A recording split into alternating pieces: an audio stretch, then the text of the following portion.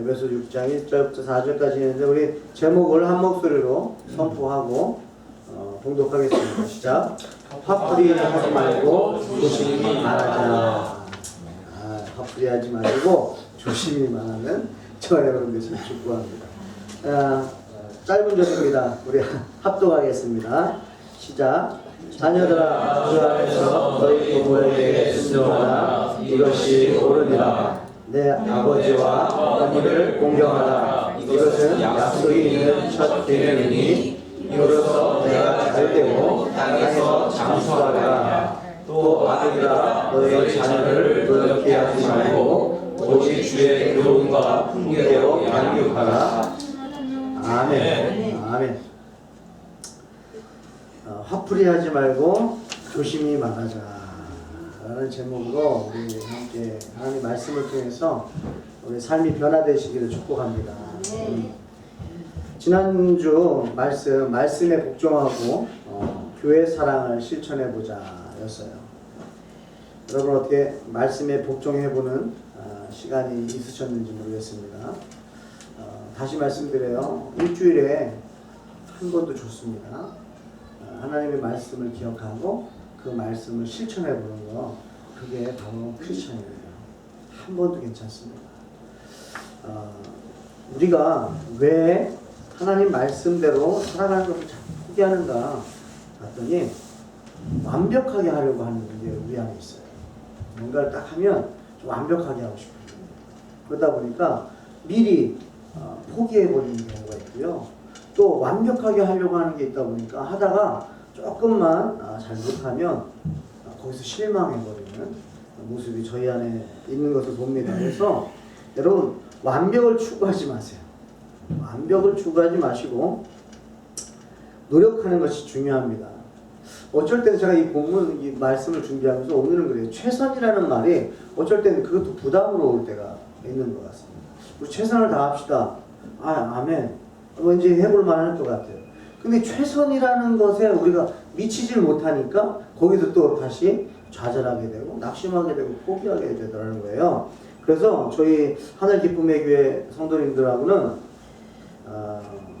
우리가 시작을 시도에서 시작했으면 좋겠어요. 시도하는 것에서 우리의 시작을 시작하시고 시도한 것만으로도 만족해보는 것을 여러분들이 누리셨으면 좋겠어요. 시도한 것으로도 하나님 제가 이번 한 주 시도한 것에 감사합니다. 만족하는 거예요.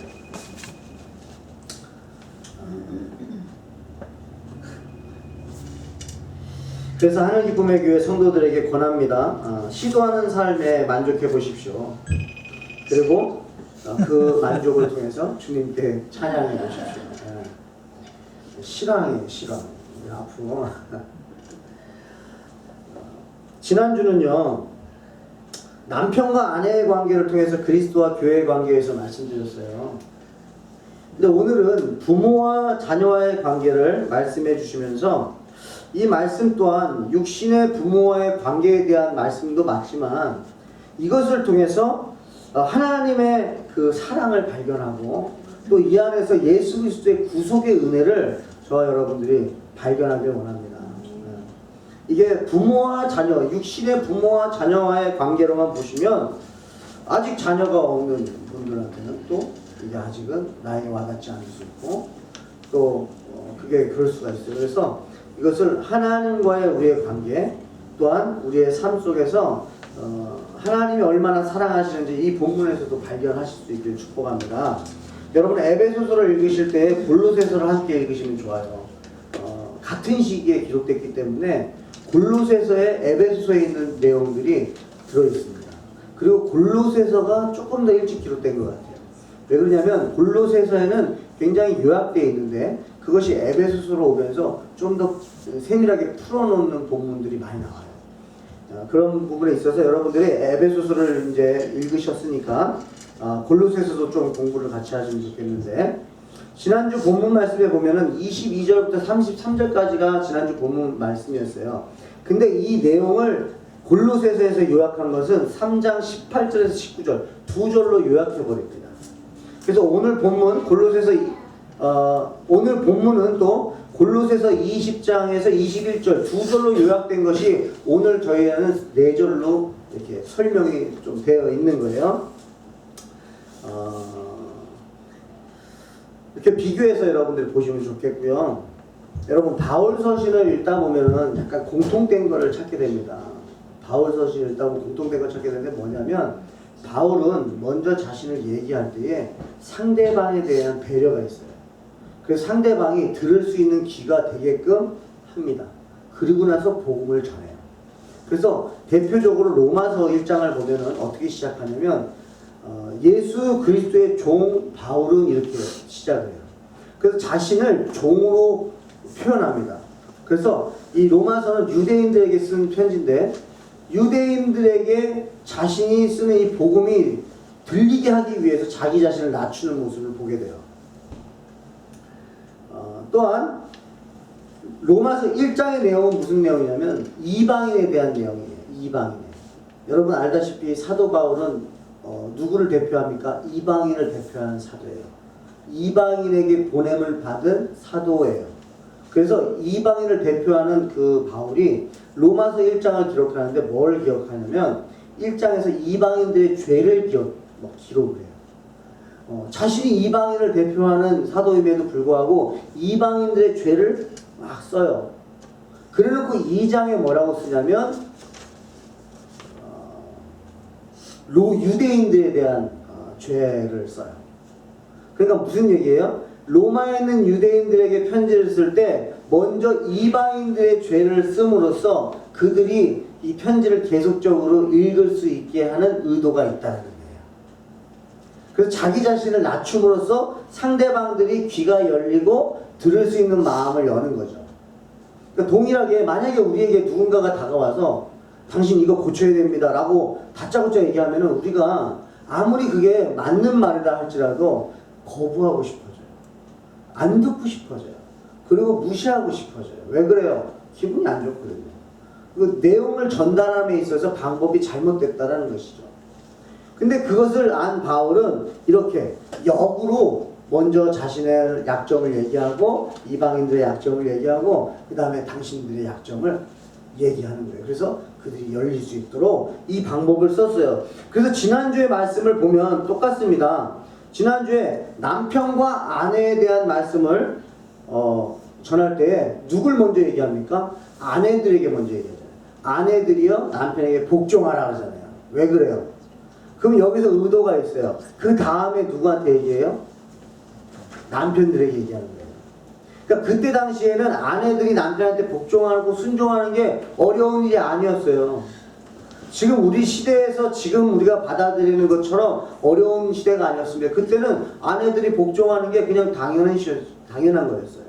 그런데 그럼에도 불구하고 바울은 아내들이여 남편들에게 복종해라, 죽게 하듯 복종해라 이렇게 글을 남긴 거예요. 그래서 남편들이 어떻게 돼요? 맞는 말을 썼다 이거죠. 그래놓고 남편들에게 아내 사랑하기를 자신을 사랑하는 것 같이 주님이 교회를 위해서 자신을 주신같이 사랑하라고 메시지를 남긴 거예요. 이걸 남기기 위해서 아내들을 먼저 기록했다라고 볼 수 있는 거죠. 이렇게 서신서를 보실 때 이런 의도를 보시면 이 바울이 뭘 얘기하려고 이걸 기록했구나라는 것을 알 수가 있어요. 그러면 오늘 본문도 비슷하죠. 오늘 본문도 자녀들아로 시작해요. 자녀들아 주 안에서 너희 부모에게 순종하라 이것이 옳으니라. 그럼 여러분 바울이 지금 자녀들한테 쓰고 싶은 걸까요? 이제 뒤로 가면서 알게 되는 거죠. 그리고 내 아버지와 어머니를 공경하라. 이것은 약속이 있는 첫 계명이니 이로써 내가 잘되고 땅에서 장수하리라. 이걸 읽는 부모들의 마음이 어떨까요?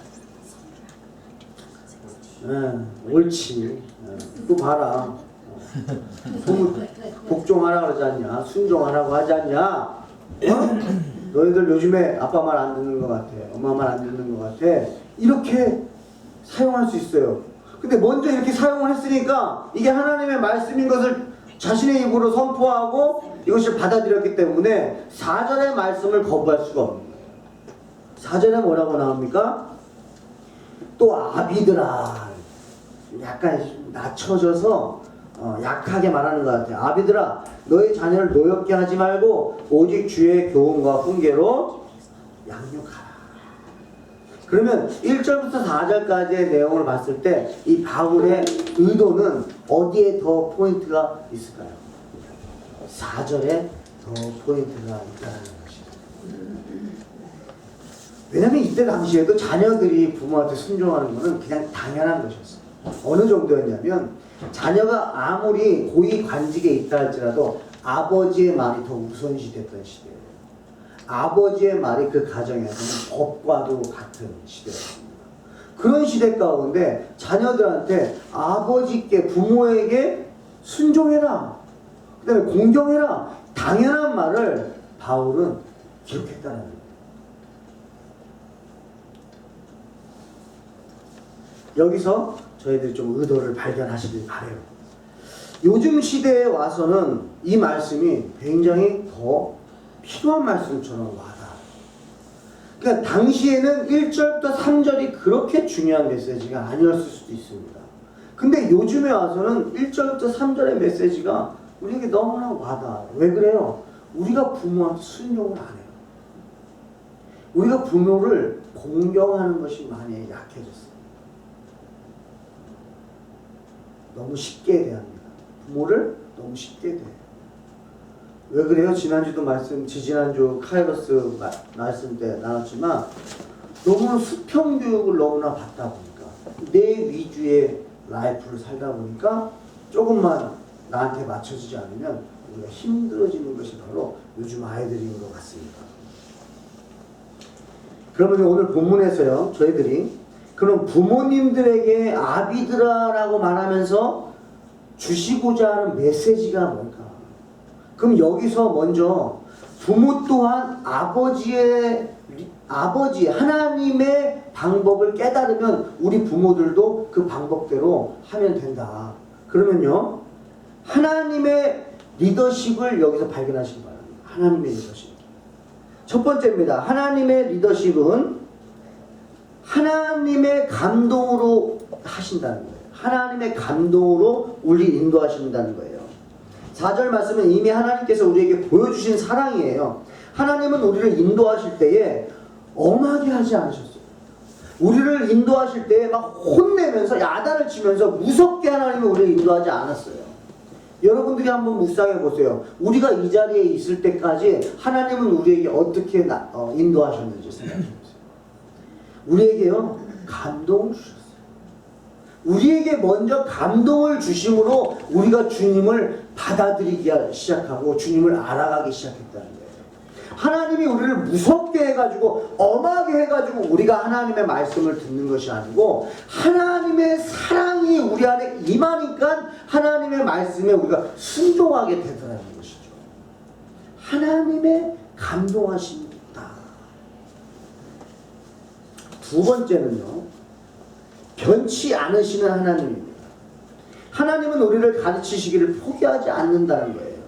우리의 성장을 위해서 끝까지 책임지는 분이 바로 하나님이세요. 우리를 포기하지 않으세요. 여러분, 우리가 낙심한다고 해서 하나님은 절대 낙심하지 않으십니다. 우리가 막 포기하고 싶을 때 주님은 포기하지 않으세요. 끝까지 우리를 인도하시는 게 바로 하나님의 사랑인 줄 믿습니다. 네. 사람들은요, 모든 방법을 사용해서 가르치려고 그래요. 자신이 알고 있는 모든 방법을 사용해서 우리 자녀들을 가르치려고 하는데 하나님은 그렇지 않아요. 하나님은 하나님의 말씀으로, 하나님의 방법으로만 우리를 인도하십니다. 그 하나님의 방법으로 인도하시는 것이 뭐냐면 바로 하나님의 말씀으로 우리를 인도하신다는 거예요. 디모데서 후서 3장 16절에서 17절까지 말씀이에요.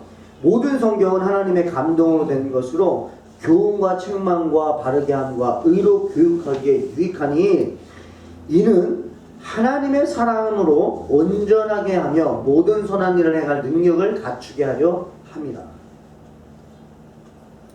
그렇습니다. 하나님은 하나님의 말씀으로 우리를 교육하세요. 하나님의 말씀으로만 우리가 온전하게 된다는 것이에요.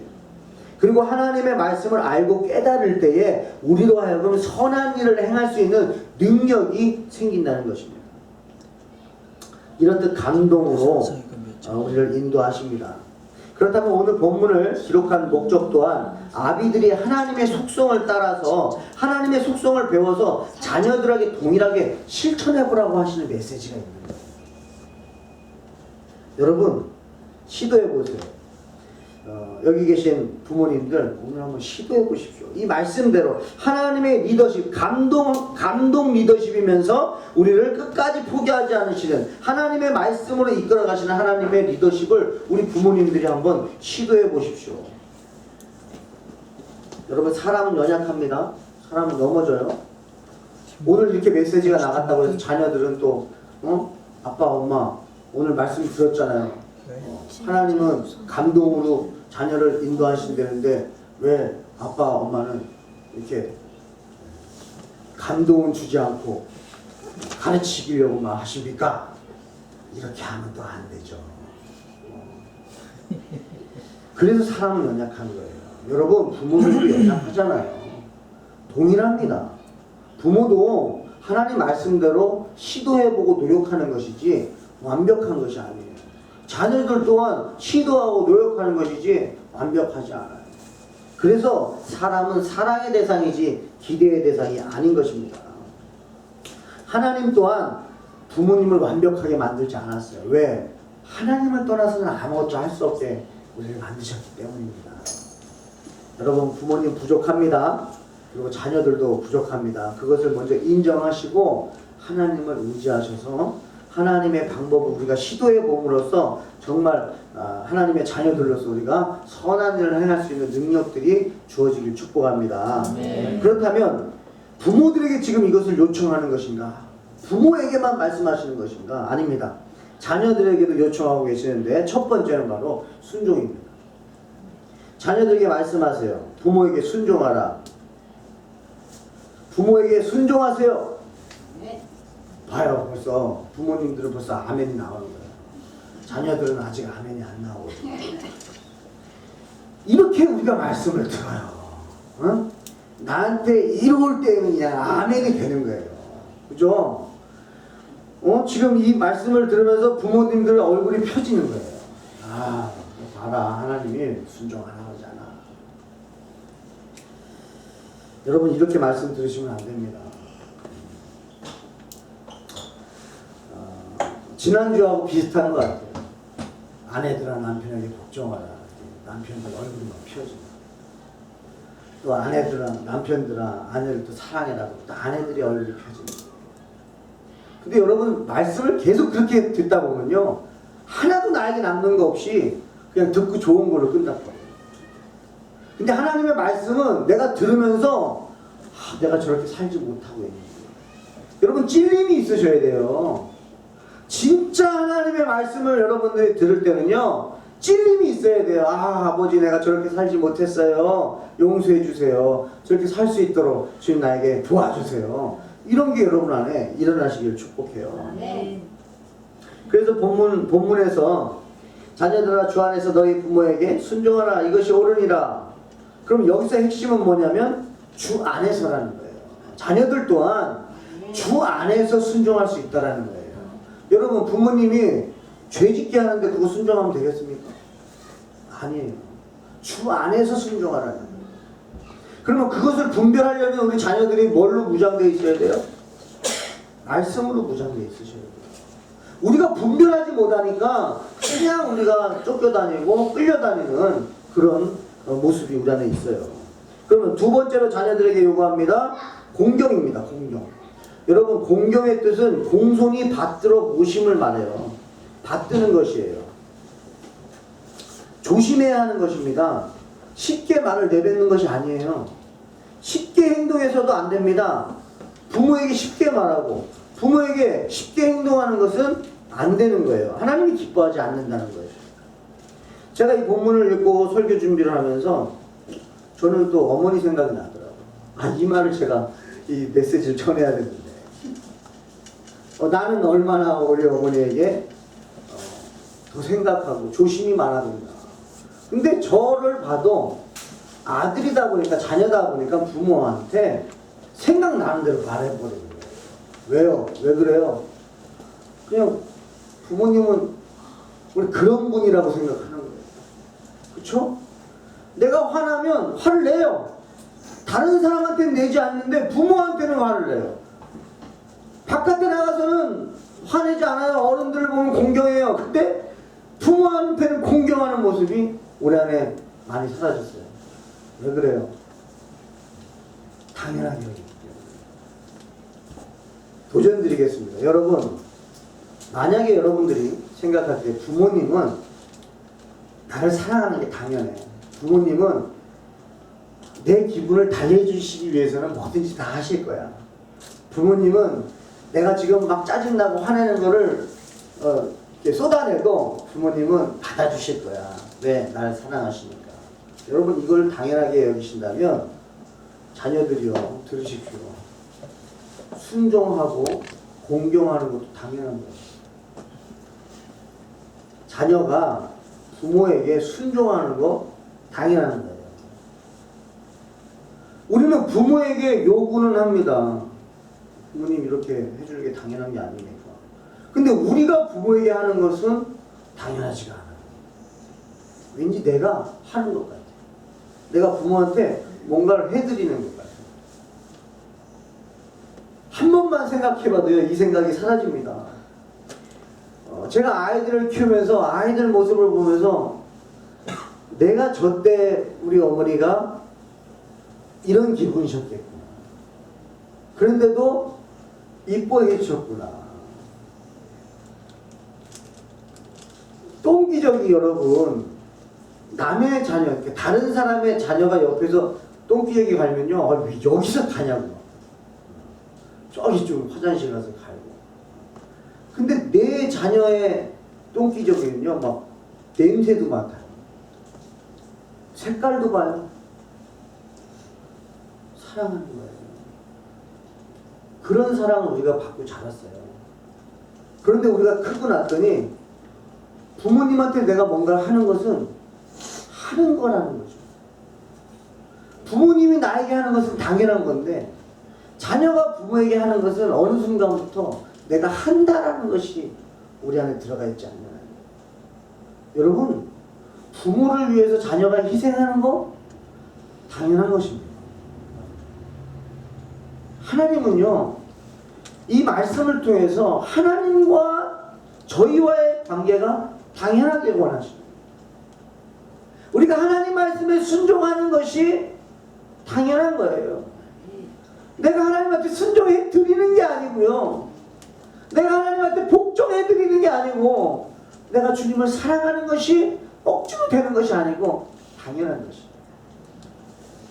왜? 우리는 하나님의 사랑을 당연히 받잖아요. 우리 기도할 때 하나님 당연히 주셔야 되는 거 아닙니까? 하고 기도하잖아요. 오늘 아침에 우리 사랑이가 엄마한테 소리를 지르더라고요. 그래서 무엇 때문에 소리를 했더니 뭐 달라 그러는 거예요. 엄마 뭐 줘! 그러는 거예요. 엄마도 지금 막 바쁜데 엄마 뭐 줘! 그 소리 지르더라고요. 몇 번을 지르더라고요. 내가 뭐냐? 들어봤더니 뭐 달라는 거예요. 아, 근데 쟤는 부탁해도 모자를 파네. 엄마한테 명령을 하면서 소리까지 지르는 거예요. 소리까지. 엄마는 당연히 나에게 해줘야 된다는 거예요. 그게 자신의 권리예요.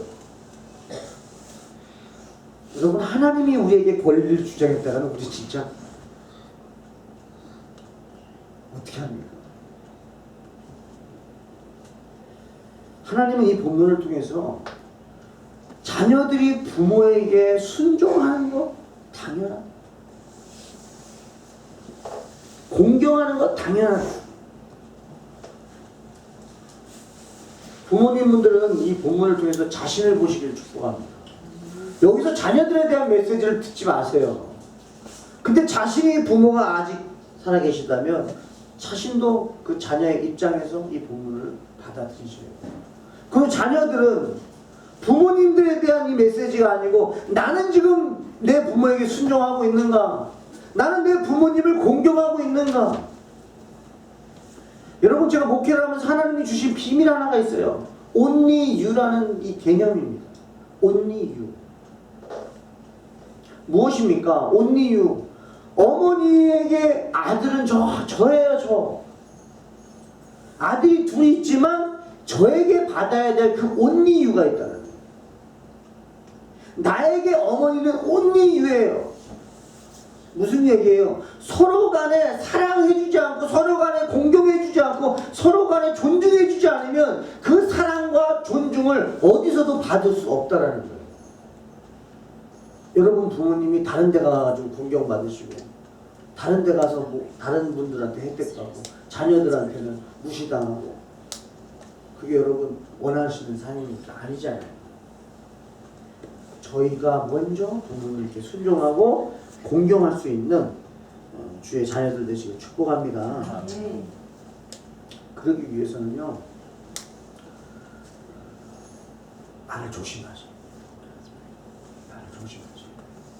그래서 결론적으로 저는 이 본문에서 4절에 나와 있는 너희 자녀를 노엽게 하지 말고라는 단어를 뽑아냈어요. 노엽게 하지 말고, 노엽게 하지 말고.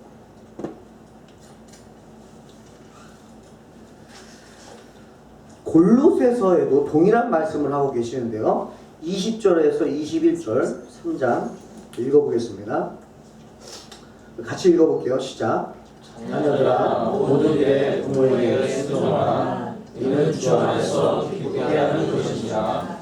아비들아 너희 자녀를 노엽게 하지 말지니 낙심할까 하느냐. 여러분 낙심하고 있는 자녀에게 순종을 요구하는 것이 마땅합니까? 낙심하고 있는 자녀에게 공경을 요구하는 것은 쉽지 않은 일이에요. 결국에 서로 노력함이 필요하다는 거예요. 서로 간에 노력이 필요합니다. 성도님들은 이 그림을 잊지 않았으면 좋겠어요. 비는 하늘에서 내리는 비는 땅에 물이 있을 때 내린다는 거예요.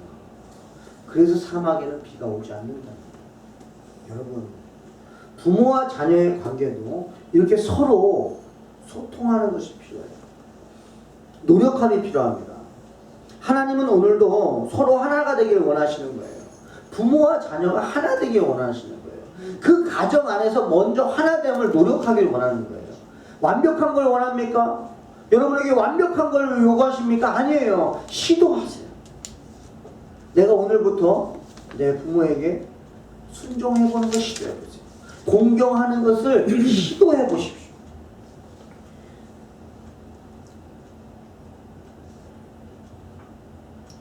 사탄이 부모로 하여금 자녀를 훈계할 때 화를 내게 하는 방법을 사용해요. 저도 첫째 충만이를 키울 때까지만 해도 화를 좀 빨리 냈던 것 같아요. 근데 둘째 태어나고 첫째 둘째는 훅 지나가는 것 같고 셋째가 태어나면서 그때야 비로소 제가 자녀에게 아버지의 영향력을 조금씩 깨닫기 시작합니다. 그리고 셋째 때는 저의 그 용서의 폭이, 여유의 폭이 커진 줄 알았어요. 이게 끝인 줄 알았어요. 한계인 줄 알았어요. 넷째 사랑이를 낳고 길러보니까 이 여유 공간이 더 있다는 거죠. 여유 공간이 더 있다는 거죠. 제가 오늘 칼럼에도 썼는데요.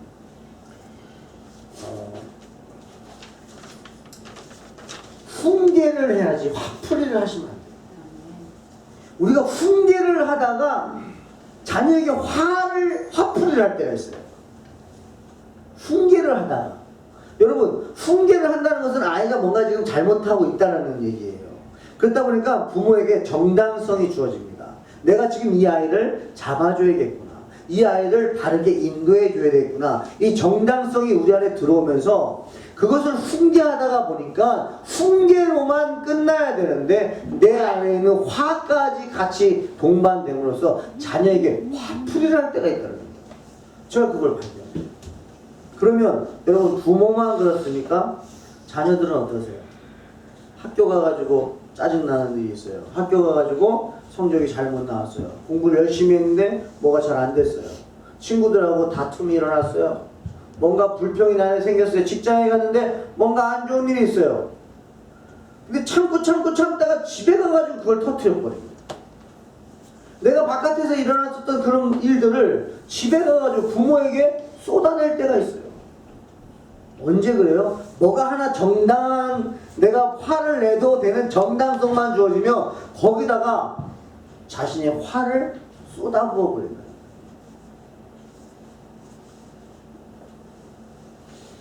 그걸 하지 말아보기를 축복합니다. 우리 한번 시도해 봅시다. 자녀들한테 야단치실 때에도 제가 혼난다는 말을 쓰지 말라 그래요. 혼낸다, 이거 잘못된 말입니다. 혼낸다, 혼을 낸다는 말이에요. 그렇죠? 혼을 빼면 어떻게 됩니까? 죽인다는 말이죠. 옛날에 참 무서운 말이었어요. 너 집에 가서 아빠한테 야단 먹고 너 아빠한테 혼날 줄 알아. 이거는 이게 직역해서 번역해버리면 너 집에 가가지고 아빠가 너 죽일 거야. 이 얘기예요. 근데 우리는 그거를 야단치는 의미로 사용했던 것이죠. 사용하시면 안 돼요. 그래서 훈계라는 말씀을 드리는 거예요. 훈계하십시오.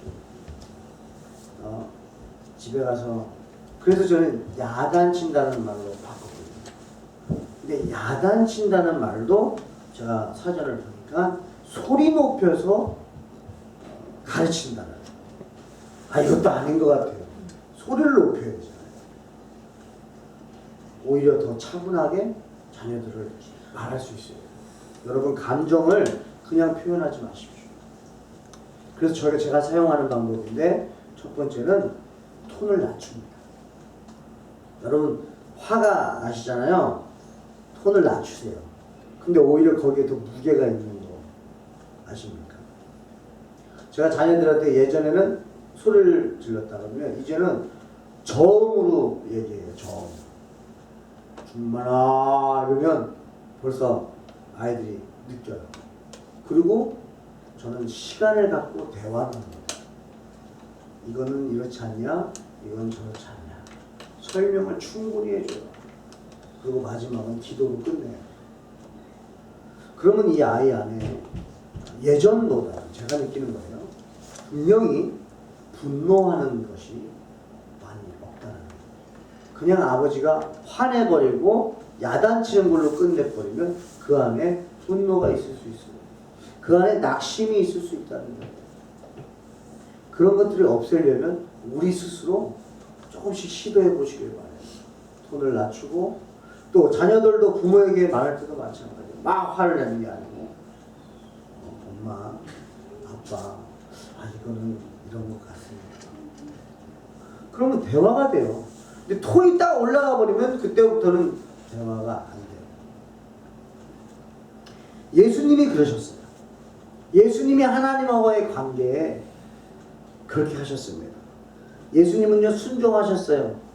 겟세마네 동산에서 기도하실 때 마태복음 26장 39절에 조금 나아가서 얼굴을 땅에 대시고 엎드려 기도하여 이르시되 내 아버지여, 만일 할만하시거든 이 잔을 내게서 지나가게 하옵소서. 그러나 나의 원대로 마옵시고 아버지의 원대로 하옵소서 하시고. 예수님은 순종하셨습니다. 그래서 예수님 순종하셨으니 우리도 그걸 따라가야죠. 마태복음 15장 50절에 누구든지 하늘에 계신 내 아버지의 뜻대로 하는 자가 내 형제요 자매요 어머니시니라 하시더라. 예수님은 전적인 아버지 하나님의 공경하는 분이셨어요. 하나님 주권을 인정하시고 하나님의 중심으로 사셨어요. 하나님 중심의 삶을 살아간 우리 예수 그리스도처럼 우리 또한 하나님 뜻이 가장 우선시 되는 삶을 사시길 축복해요. 오늘 말씀이 뭡니까? 하나님의 뜻이 서로 하나 되라는 거예요. 누구와 부모와 자녀들이 하나 되길 원하세요. 그리고 그 하나됨을 시도해 보심으로써 하나님하고도 우리가 하나 되기를 원하시는 줄 믿습니다. 여러분, 한 주간 우리 하늘기쁨의 교회 성도님들 말을 조심해 보기 바랍니다. 말을 조심해 봅시다. 어떤 분이 그래요. 말을 조심하려고 말을 천천히 하시죠. 저는 여러분 말을 천천히 하십시오라고 말하는 것이 아니라 자신을 자기가 알기 때문에 노력하는, 시도하는 것이 가장 귀하다고 생각하십니다. 행동도 조심해 보십시오. 공경해 보십시오. 저와 여러분들의 작은 시도가 가정 안에서 성령님의 감동하심으로 역사가 일어날 줄 믿습니다. 저와 여러분들의 그 작은 시도가 각 가정들을 세워나가는데 하나님이 사용하시는 도구가 될 줄 믿습니다. 가정 안에서 교회 안에서 하나됨을 잊지 마시고 예수님께서 하나되게 하신 것을 힘써 지키는 하늘 기쁨의 교회 성도 되시기를 주님의 이름으로 축복합니다. 아멘.